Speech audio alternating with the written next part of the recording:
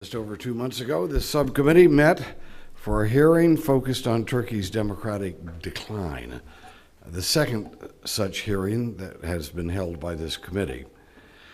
8 days later, an attempt was made to overthrow the AKP government, and during the chaos and conflict on the night of July 15th, over 240 Turkish civilians were killed, and the Turkish parliament bombed from the air. As one might expect, this and the following upheaval that followed it has been a traumatic experience for the people of Turkey. Let them have no doubts, however, the United States stands by them in our support for democracy and the rule of law. President Obama has made that clear on July 15th, and that remains the case. Unfortunately, great damage has been done, and great damage has been done as part of the coup attempt, but at the same time, President Erdoğan has been making a bad situation worse by using the failed coup as an opportunity to expand his own political power. In short, after the coup collapsed, a state of emergency was declared, and the government began arresting a wide range of opponents that had nothing to do with the coup. Journalists, secularists, military officers, government officials who did not agree with President Erdoğan's vision for Turkey, they were arrested, 10,000 of them, and they've been arrested, and a number of them have been tortured. The Turkish government is blaming its travail on, and I can't pronounce his first name, Fethullah Gülen, okay, there it is, a Turkish religious philosopher living in exile on a Pennsylvania farm. The claim that he personally planned and ordered the coup has been accepted by many Turkish citizens, despite the lack of substantial evidence to indicate that.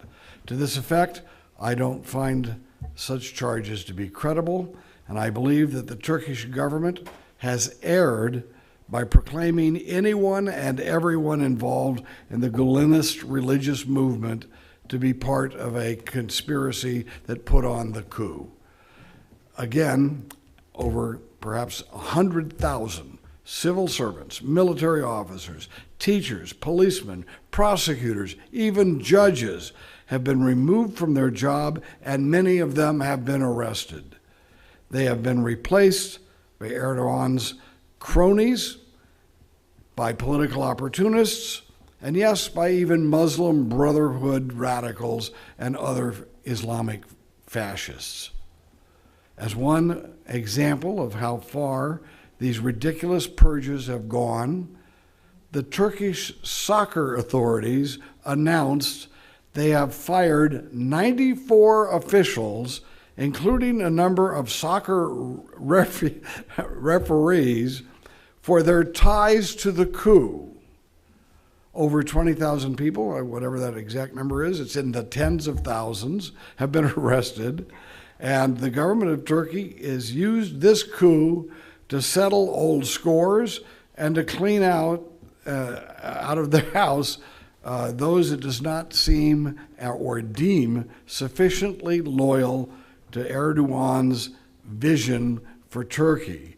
Incredibly, it was reported last month that Turkey would release 38,000 criminals from prison to make room for those taken into custody in these purges, letting murderers, rapists, thieves go in order to make room for political opponents. I don't think it doesn't get much worse than that. As we have in our conversations about recent events in Turkey, I want to underline my desire to see Turkey become an economically strong partner of the United States that is at peace both at home and with its neighbors.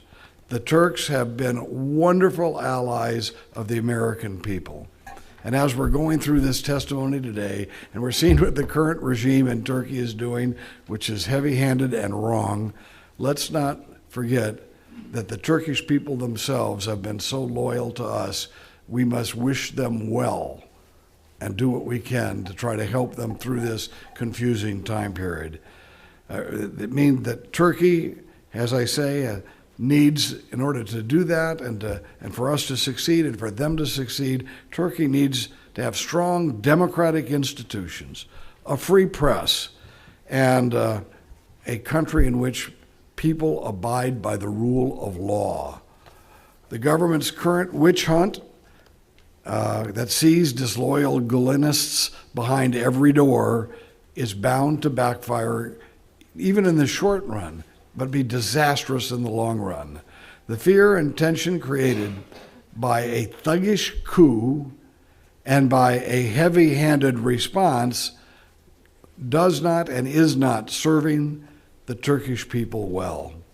I want to thank our witnesses for appearing here today, and without objection, their witness statements will be made part of the record, and all members will have at least 5 legislative days to submit additional written questions or extraneous materials for the record. Now turn to our ranking member, Mr. Meeks, for his opening statement. Thank you.